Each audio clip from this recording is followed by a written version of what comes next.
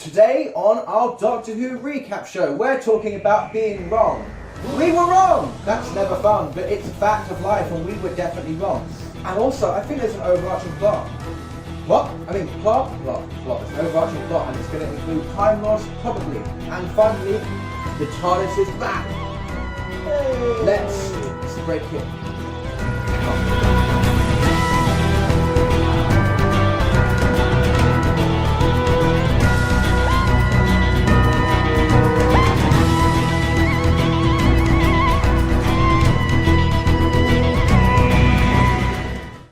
Hello and welcome to ParadoxDoesStuff. This is the Doctor Who recap show. This is Season 11, Episode 2, The Ghost Monument. And before we start, I just want to mention that I'd like you to be at home when you watch this video. I want you to feel comfortable, like, you don't have to impress anyone. Like, you could literally rock up to this show wearing pyjamas, Adam. Why are you wearing a suit? I'm wearing pyjamas. He's trying to outclass me. He thinks it's a Kingsman audition. It's not. We're talking about Doctor Who. Mate, I just came from work and I was just like, I just wanted to keep the ensemble going. Blaspheme. Right, we've got a lot to talk about. First of all, we was wrong. We thought there would be no TARDIS this season if you see episode 1, which you should.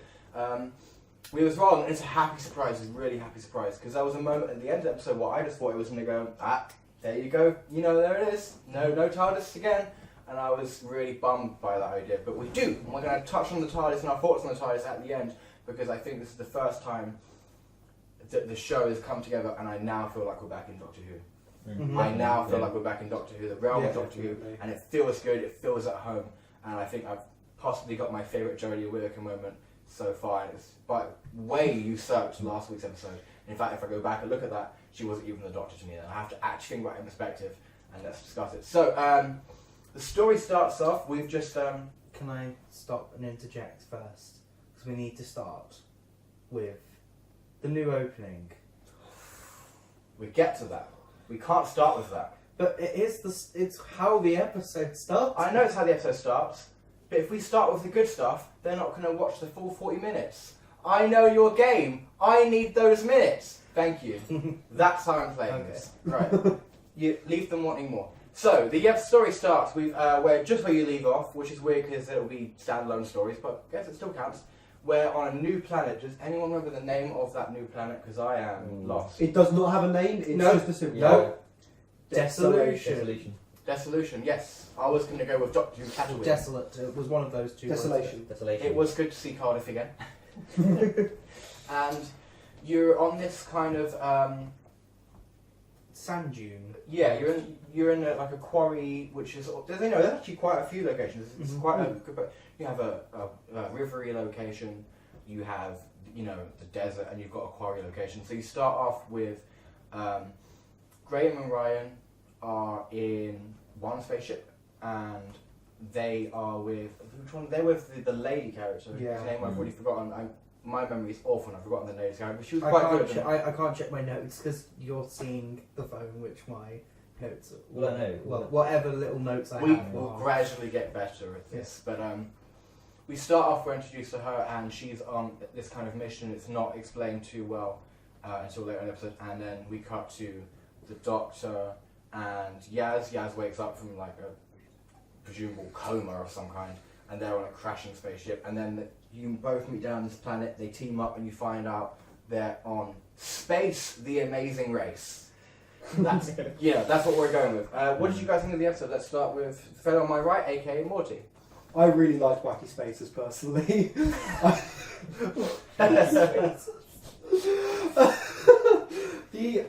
The plot was pretty standard Doctor Who in my opinion. Like, it was a pretty standard episode, but like I enjoyed it. I found myself loving it. It's Doctor Who.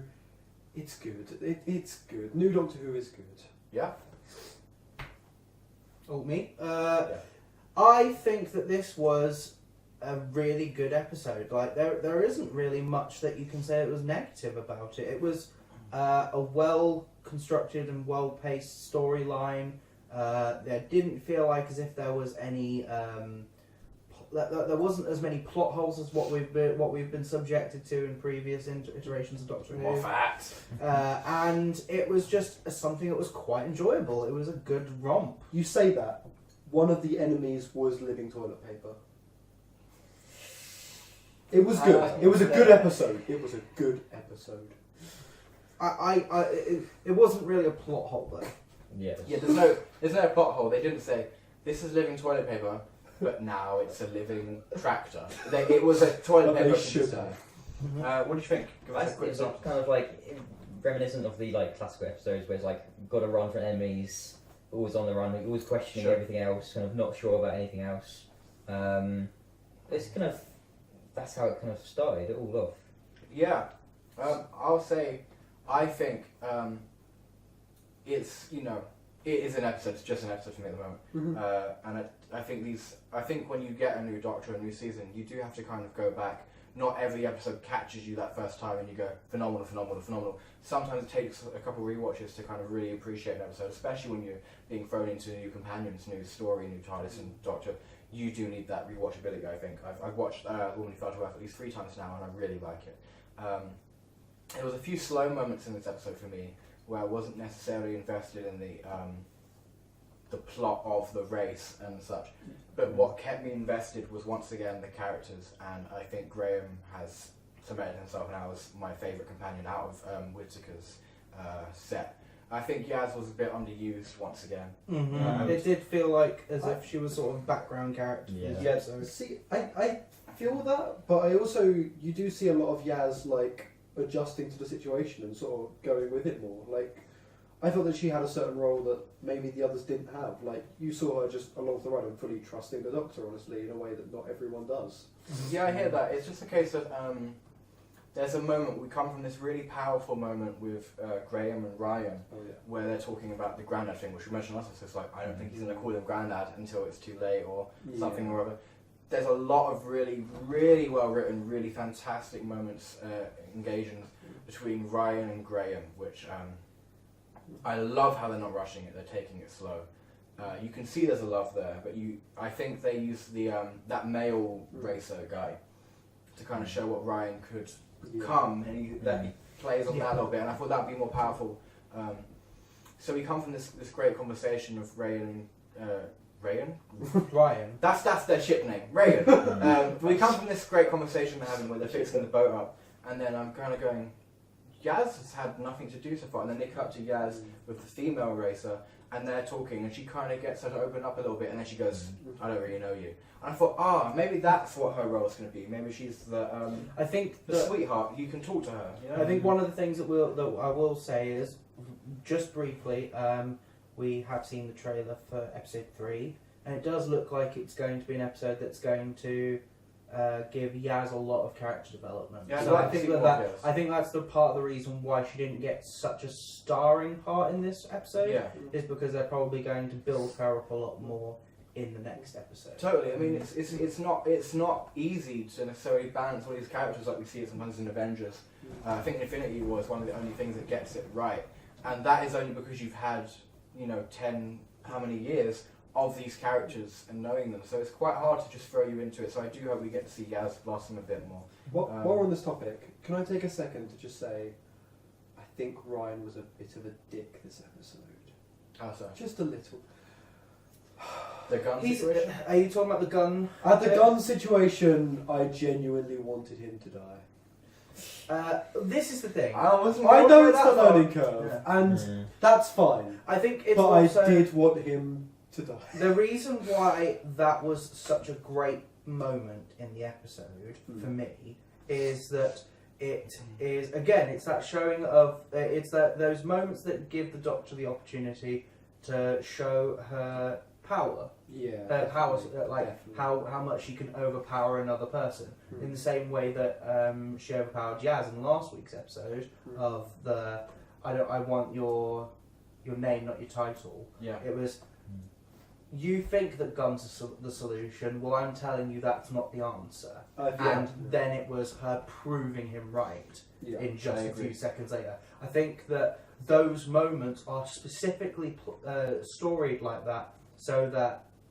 we can get the Doctor is always smarter than everyone else, but not doing it in a condescending way, doing it in a way of, no, I'm right and I'm showing you I'm right. Yeah, like I agree. that moment he goes out and he's like, I play Call of Duty for this and stuff, and he's blasting down everything. And you kind of go, that was too easy, and then more pop up and he can't reload the gun, and that actually really funny moment of the episode. And he goes back, and then he's like, well, I'm right, I'm the doctor. And then that leads us into something that's phenomenal about this episode, and so grateful that it's not just from the opening episode, but it looks like it's going to be continuing throughout the entire season, and that is the cinematography. The lighting in this episode is phenomenal. Everything just looks so stunning. I specifically remember the shot where he just come out and you've done the shooting thing, and you're on this underground thing, and there's these holes coming from the above world, and the light just coming through them. Whoever's behind that, give them a medal, give them a promotion. I can't wait for this year's BAFTAs. Yeah. Because Doctor Who is going to win a few awards, I think. I think this is actually going to be the year where Doctor Who's dynasty really comes back, because it definitely has lost its sheen since Capaldi's run. This was the thing. Like, Matt Smith did definitely win awards, but it wasn't the powerhouse that Russell T Davies's Doctor Who, because it won all the BAFTAs. It won all the television awards. It was one of the most popular shows ever, and I think the only TV show that's ever beaten it is Saturday Night Takeaway. So, which is ridiculous. Yeah. That's ridiculous, but it is true. But yeah, it's looking so stunning, and something that is also consistent but different, which is quite weird, is the soundtrack. What I'm noticing is the soundtrack seems to have a different, not style, but it's got a different identity for every episode, and every world feels different. If you go back when you watch seasons 1 to 10, you'll find there's a reoccurring theme. You've got like the do do do do do do do do do do do do. That's when they're running or something. That kind of stuff. But every time you go to a new world, and I'm saying this, we've only been to Earth and Deleticon. no. Deleticon. Deleticon. That's not a side meta. No. Deleticon. We've only been to 2 worlds so far, but if you listen to the soundtracks, we get 2 really different identities, but stylistically they're very the same. It's very subtle and it moves. We had to buy him in at one point, and it was just beautiful. Yeah, the soundtrack moves with you, and that's something that is really good. However, with that can come some negatives. You'll notice if you watch a film, you watch Lord of the Rings, you watch Star Wars, there'll be powerful moments in those stories that they'll call on soundtracks that you've heard throughout the entire series, and then when you hear them again, like Aragorn storming into Mordor, you go, it's the soundtrack, it's Aragorn, it's a battle, let's do this. Something I haven't picked up on at the moment, which I really hope they pick up, is motifs and character themes. That is We're essential. definitely probably going to get an establishment of this by the end of the next episode, I would assume. I hope so. We will know for certain if we're going to have a character motif for each character. The only other thing that I would say about the soundtrack at the moment is that although it is very, it definitely gives that enigmatic sort of feel. It definitely needs those moments where I definitely think there should be more quiet moments in the stories. Choral stuff is big Doctor Who. Because it's nice to have those sort of moments, so then when the music does cut in, it then becomes even more powerful. You need intense moments. Yeah. But unfortunately, that kind of stuff, you do need those motifs. And I think when she's putting together her screwdriver in episode 1, they play something which has a nice kind of theme to it. Oh, yeah. Which I would think, that's the 13th Doctor's theme, right? And I don't think we've heard that again yet. And I really, really hope that you nail it and you give us a theme, because it's how we connect with the characters. It's how we can, even if you close your eyes, you know who's on screen by what you play. I can think of if you name a character, I know their theme. Donna Noble. You know them. Yeah, I was literally about to mention the time when you and I were having a competition against each other where we were trying to. We just played Doctor Who themes songs for characters, and we immediately were trying to guess who the character was. Yeah, totally. and that's half the fun. And you're not saying the soundtrack's necessarily bad without it. but it is essential, especially if you're going to have big emotional moments, which I imagine you will later down the season. But other than that, the soundtrack, yeah, it's new, it's fresh, and it's different, and I'm interested to see where it goes. Now let's talk about the villains of this episode, because there's a reference which I didn't pick up on because I'm quite slow sometimes to the previous villain. Yes. Could someone explain that? How that So works? essentially, this is the thing. We now have a confirmation that there is a lie that is going on about there will be no overarching story. But I think that there is an overarching story because we've now been told that the people who were the invaders of the last episode, I've forgotten their Tim race Scholl's name. race. Yeah, Tim Scholl's race. But I've forgotten the race's name. It was the same one that killed both of the two races' family, like their areas. So it's definitely now gearing up that we are probably going to have a final showdown with that race, probably in either episode 10 or in the Christmas special. That's what I'm going for. Yeah. I think that is where we're going. I mean, it's not necessarily bad. I mean, some overarching plots they don't have to be like centerfold to each episode, and they never really were. You just get, Bad Wolf occasionally, and it's not every episode. You'd go, oh, there'll be Bad Wolf, and it wouldn't even be a talking topic, and it wasn't a talking topic until Doomtown. Yeah. Boomtown. Boomtown, yeah. It wasn't a talking topic till then. He goes, Bad Wolf. We've seen these words kind of a lot of places, and the only one it's been really a talking topic has really been the silence and the crack in the wall, where that is just everywhere. Yeah. But it never really takes away from the episodes in general. So it's not an evil thing to have, and I think it does make the finales feel worth it. Like you were going somewhere, like you're on this journey that has purpose. Otherwise, unfortunately, you end up feeling like Rick and Morty season 3, where you get to that final episode and you go, I thought we was going somewhere with this. I thought there was a point, and then but that different video. I want to talk about the villain kind of. We have robots. The robot. I didn't really feel threatened at all. We in have this robots, episode. toilet paper, and the guy who planned the entire race. Yeah. There is something which is bothering me about this, is that there was one loose end that was left. And I think it will probably be something that links with the overarching plot of this season. And that is, we still don't know a damn thing about this planet. Yeah. We know that, yeah, sure, there were some people that were trapped and tortured to make weapons. Yeah. But we don't know anything else. And I think that is going to be the overarching plot of this story. Totally. It's going to be the final point. It's going to be, it was all right in front of us and we weren't looking at it. But we're looking at it and we just don't have the right amount of information. This episode was actually written by Chris Chibnall, and it's quite nice to see that there's no ominous countdown, which he loves to put in his episodes. My problem was, I never really felt the characters were any danger. I mean, you see Ryan still struggling with ladders and stuff, and that's a thing. It doesn't take away from... It doesn't take up too much time, it doesn't take away from anything, but you can see that he's still that human being who's struggling, and I think his character development over the season is going to be something fantastic. I had a problem with the race organizer. I didn't like how he was so easily intimidated by...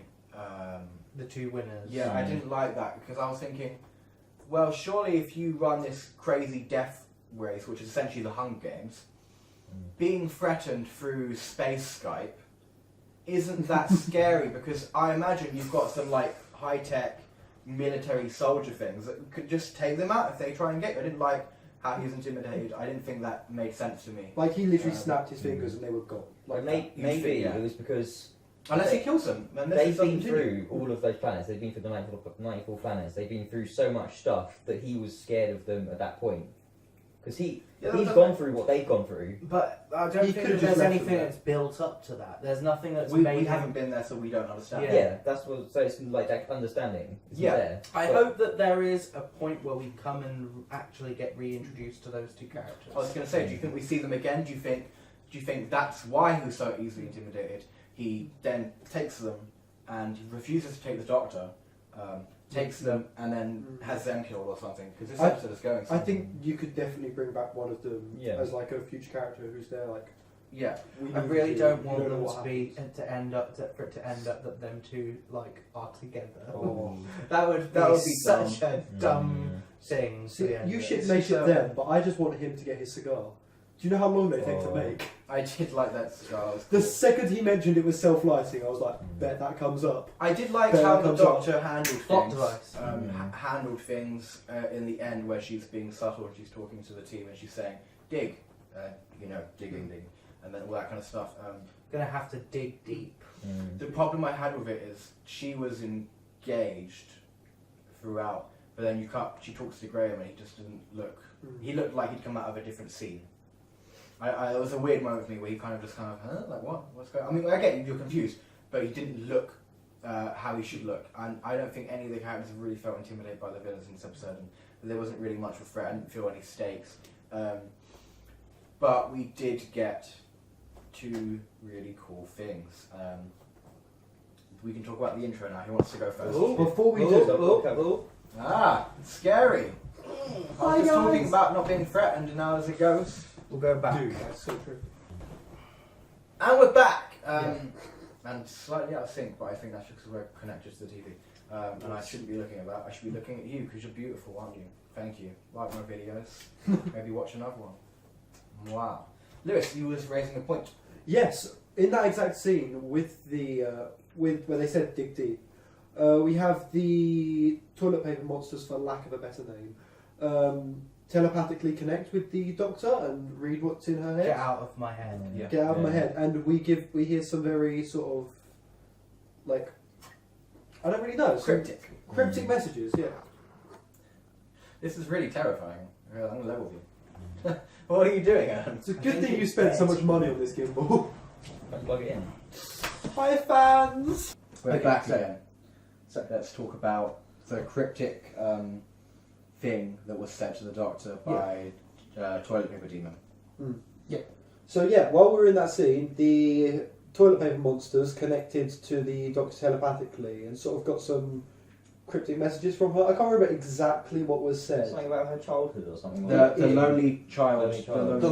The lonely child left behind. Yeah, abandoned. And I think that this is hopefully, fingers crossed, we're finally going to get Gallifrey.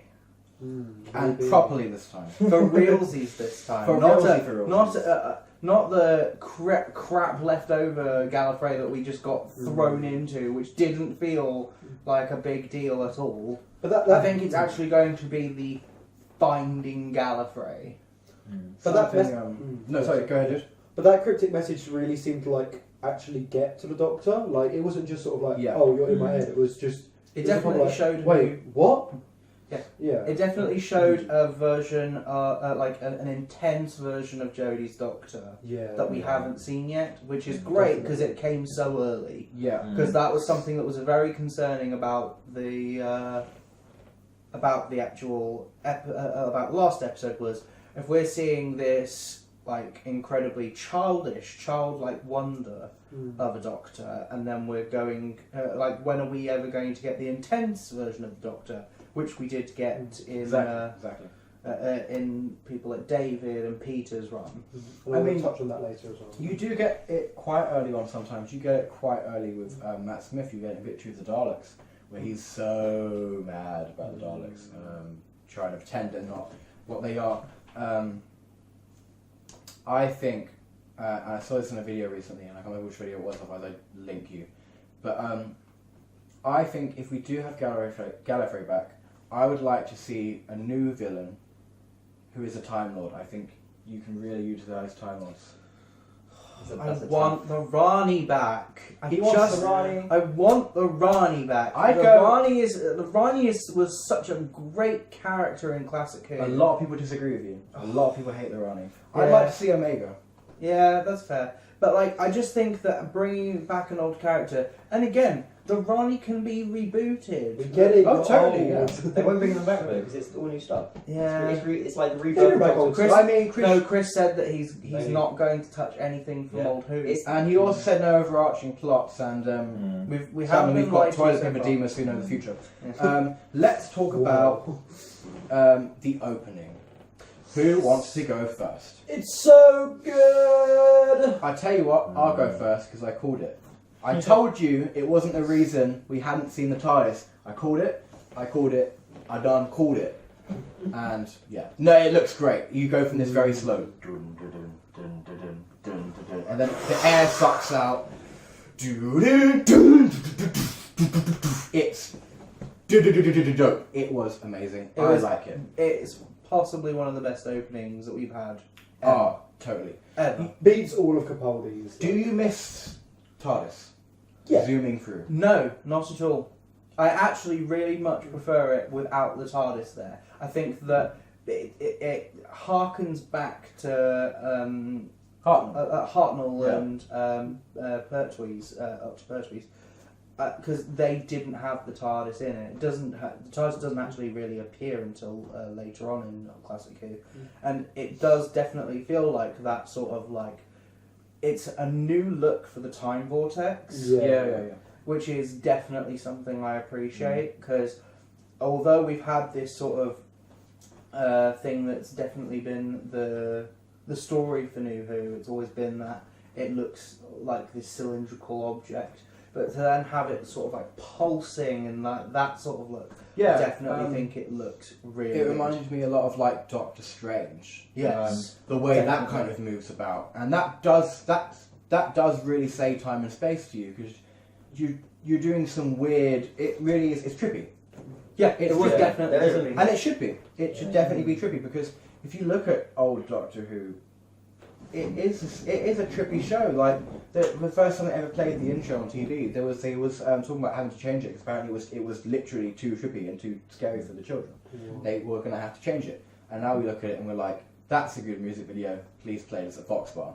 Let's be serious. And now let's talk about my favourite. Hold on, I want to hear Thomas's. No, I was just going to say there's like the mirror effect as well. that- Oh, that sorry. in the Yeah, end- did I? You completely cut him out. I'm actually really sorry. I thought you. No, he hadn't said anything. No, it's No, fair. no. No, that's fair. It's got Crocs on. 2 minutes silence. Oh, he does have Crocs. And look, they were in that shot as well. Oh, you are in on my shot of your Crocs. Right, there you go. Now, if you keep your legs on the ground there, that's perfect. And we're all going to pay respect to you. And I want. It will always be in the shot. I want Press to. F. Press F. Yeah, press it spot. This is your time. I was just going to say about the more graphic essence of like the literal opening. So it's more like more space-like, I suppose, like with, like the air and like the coloured air and things like that, and the mirrored effects towards the end of it. It's more free, because the time vortex was very kind of this is where it's going, Yeah. but then having no TARDIS and just having the text and everything like that, it's freer, definitely. It's more freedom of it. It feels more organic. Yeah, I more will say organic. one thing as well is how the animation looks. It's almost like it's breathing. Yeah. When I watched Yeah, it back a couple of times now, and it's all like the way that it moves. It's almost like a breathing, living object, and that definitely sort of is part of the reason why Yeah. it's just so breathtaking It's like the to heart look of at. the TARDIS. Yeah, Yeah. it's very, very. I was going to ask, powerful. because I've already forgotten. Do we see the cast names in the? I've already forgotten. Do we see the cast names in the Vortex? No, I don't. Yes, we do.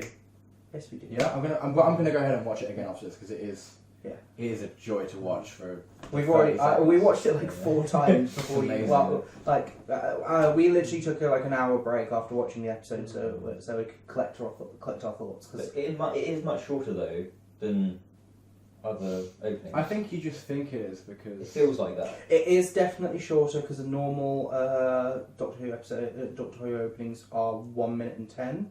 This does cut short about 40 seconds. when you say 1 minute and 10, are you sure you're not just talking about that and then including the end sequence? It's for the whole. I was estimating it in my head. It is definitely faster tempo as well. That'll be an interesting thing to look at. I can't wait to see combinations on YouTube of that with the Whittaker thing included. That'll be really good to look at. Let's talk about my favourite Whittaker moment. Last week I said Whittaker became the Doctor when she spoke about her family. And I go back on that. With good reason, because in the opening of this episode, I didn't feel like... And I'm going to say it. She wasn't the Doctor for me for a lot of this episode. And I don't know if you guys felt the same way. And I was thinking, well, that's fine, because Capaldi wasn't really the Doctor for a little while too.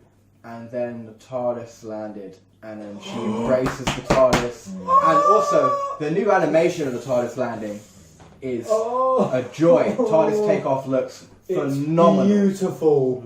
And that is so much to do with the budget. The way it looks, I can't just go look at it. It's satisfying to watch. When the TARDIS comes down and she walks over to it and she's having a comment and she says, "I missed you. You're the Doctor. You've got me. That's the Doctor right there." That's when she became the Doctor. She saw it, and I was sitting there like, "You got it back." It's a part of her. That was the missing ingredient. Something felt off last week, and I mean, you should have done it. Do I still have feelings like you should have put it in episode 1? I don't anymore, because I think it paid off. Oh, it definitely didn't pay off. The thing for me... I'm counting it as like a whole story now. Yeah, the thing for me, how I feel about it is, the episode itself sort of felt like, episode 1 it was, okay, we're starting her from literally nothing, she's a blank canvas, and we're building up the character. Yeah. Because you need to know what the character is like before you then go and introduce other crap. Yeah. I do think they should have spent more time on Whittaker in episode 1. Just understanding her a bit better. You do get good lines about, it's like for a moment you think you're about to die and then you're born. Yeah. Like, that's fantastic. So I wish we had a touch more, just things like that in episode 1, because we were lacking it. But I think this more than makes up for it. That it's a stunning shot, and I can't keep going on about how great these episodes are looking, but they're looking so beautiful. So nice. Does anyone else want to talk about this? Jump in. I just want to get inside. Yeah, go ahead. Yeah. You can start it off. Okay, so Dirty boy. inside the TARDIS, it's stunning. Oh, I love it. Stunning looking, not very TARDIS-y though. That's how I feel personally. I think it's a very stunning looking structure, but it doesn't look like a TARDIS to me. So different. It feels quite claustrophobic. Yeah, it does. If that makes sense. I think there's a little bit too I much don't going like on, and the I think gems that stick out, the jutting out gems. No, I know it's sort of a harken back to the coral that Tennant and Eccleston have. I did feel Tennant-y vibes. From by the but console as well. Yeah, but it's like it's the branches of the coral that come out from the floor. They're almost like tree-like. The gems I think are supposed to be very similar to that, but I didn't like them. Can I say it's kind of But I like think the screwdriver? I love it does definitely feel like It's very organic. Yeah. That's the whole kind of overarching theme as well. I think more organic. Yeah, I think the problem with it is, and it does look, it's a joy to look at. I think the problem with it is, if you go to Tennant's TARDIS and you put the camera in the corner, you can see the entire thing, and it still looks spacious.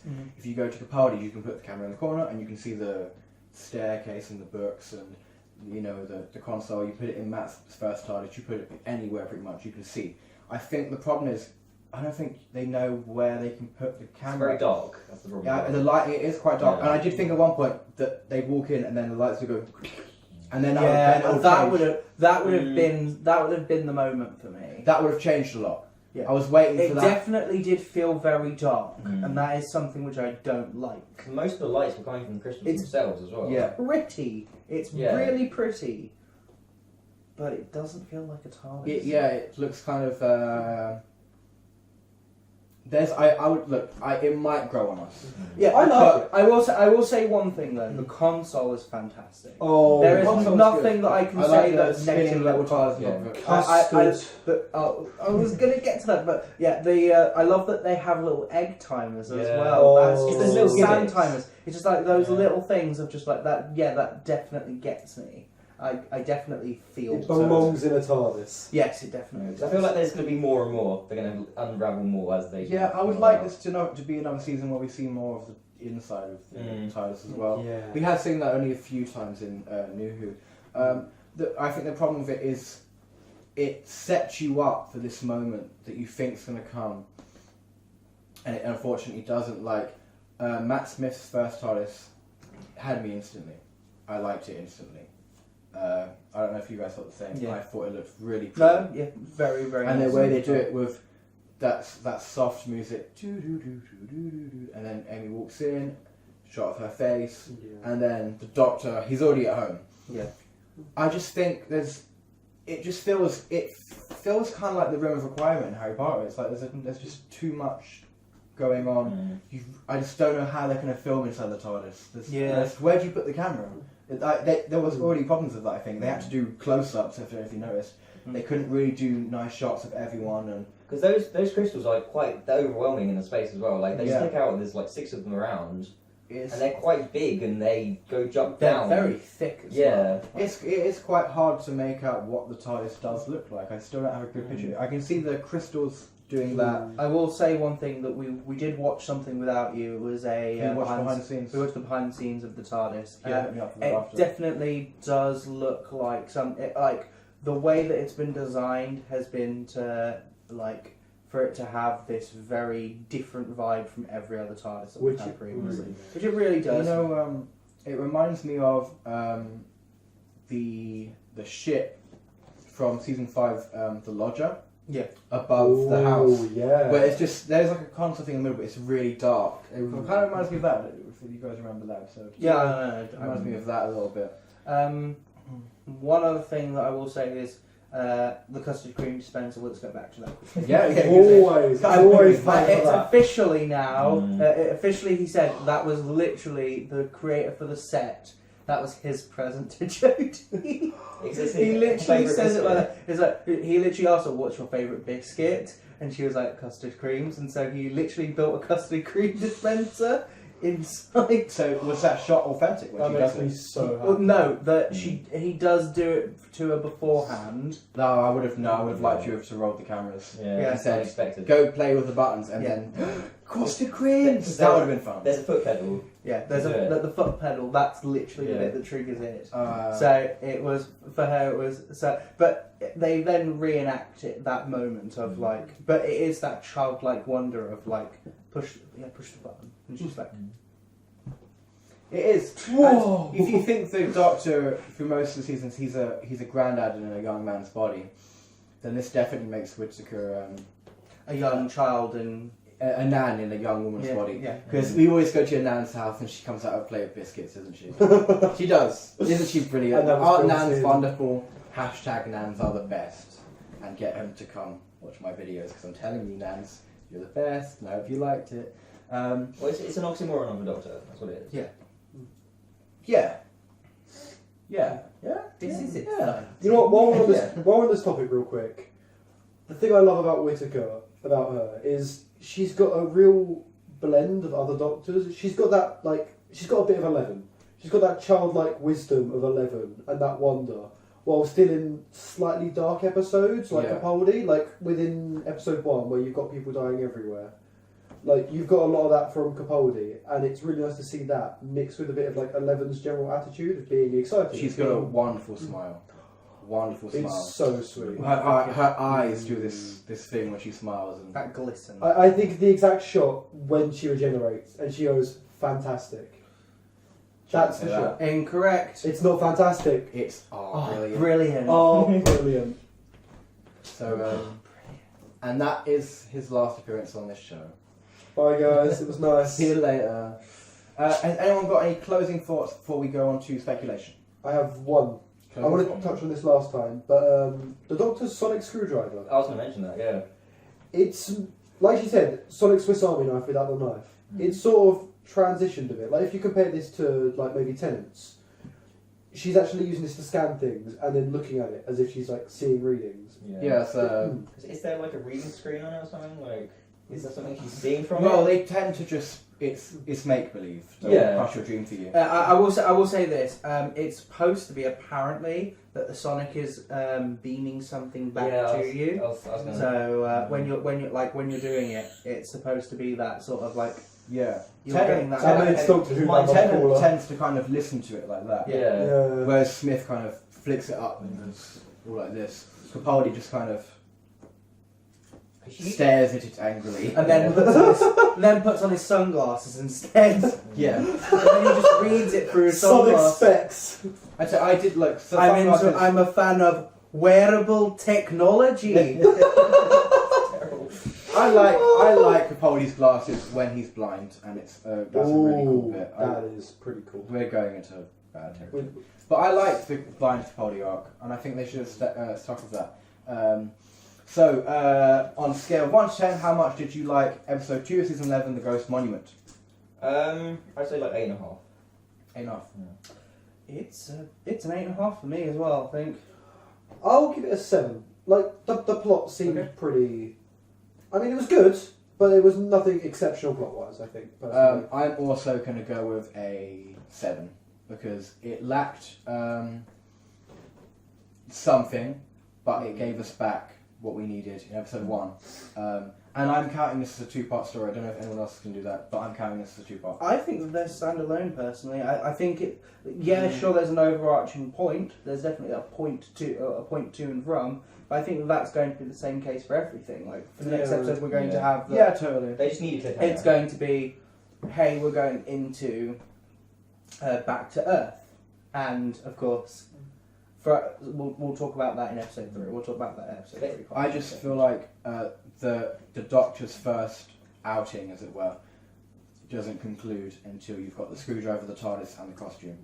And now we have that, so I am now saying this is the end of the beginning, and now what have you got for us? That's where I'm at, actually. You know what's going to be really interesting about the next episode? It is set in the past, and it's going to be. This might sound weird. It's going to be with a lot of people. Like last episode, like this episode we've just witnessed. There weren't that many characters. 3 characters that were introduced. Yeah. And taking part in the past, it's going to be really interesting to see how that cinematography plays off. Because first episode, the shots like with the aliens and like with the It was also in the darkness as well, Beautiful. so it was night time, so we didn't actually have that many people. So So you are right. There wasn't we haven't had to experience that many characters. So it's going to be really interesting to see how they play that off next episode. I think All the It extras is hard, and I do hope we get more from Yaz, and hope she doesn't get pushed to the corner. my favourite companion so far, honestly. Let's now go to Over and Under. Where are you now at with Over and Under? Jack Harkness returning. You're bringing this back. This is not going to be a weekly segment. Every episode Over or Under. Over or Under 50% Jack Harkness returns. Under. Okay. Over or Under 50%. Under, but over in my heart. Over or Under 50% Jack Harkness returns. I want to say like over, but I know it's going to go under. Okay. Over or Under 60%, we get an overarching plot. Oh, I'm going to say over. Definitely, the way that we've been set up, there's an overarching plot. We've been lied to. We've been had, boys. Yeah, definitely over. Like It is looking that way, yeah. it Overarching plot. mentions a creature in 2 episodes so far. I think. And finally, over or Under 45% Gallifrey and or Time Lord Thomas. Over. Over. You know what? I'm going to go under, just because I think they might put that up next season for the giggles. Well, that's it. Join us next week for episode 3, Monday. I'm not going to say same time, because it'll be there on Monday. And we'll be doing episode 3. We're going, I forgot the name of the episode already, but it is The Rosa Parks one. we're going back to Rosa Rosa Parks Parks. episode. We're going to Yeah. America in the 1950s. 50s, and we'll see you there. So peace out and all that stuff, and we hope you enjoyed this. Thanks so much. If you liked it, please consider subscribing. We're doing this every week, and we're doing other shows and all this crazy stuff, top 10s, trailer breakdowns, and MCM Expert episode 6. It's is- coming. We're almost there. Yeah, we're gonna get there. We're going to do it, boys! if you want to watch episode 5, maybe click up there. Yeah, take a look at that. Yeah, it's right up there. And if you want to take part in episode 6, all you've got to do is come down to Comic Con. If you see us, come wave, and then you have a chance to come see the film, be in it, and watch it on YouTube. It's all fun. It's all blah blah blah blah blah. And this is the Sonic Screwdriver. I'm going to point it. I'm going to push a button. Peace out.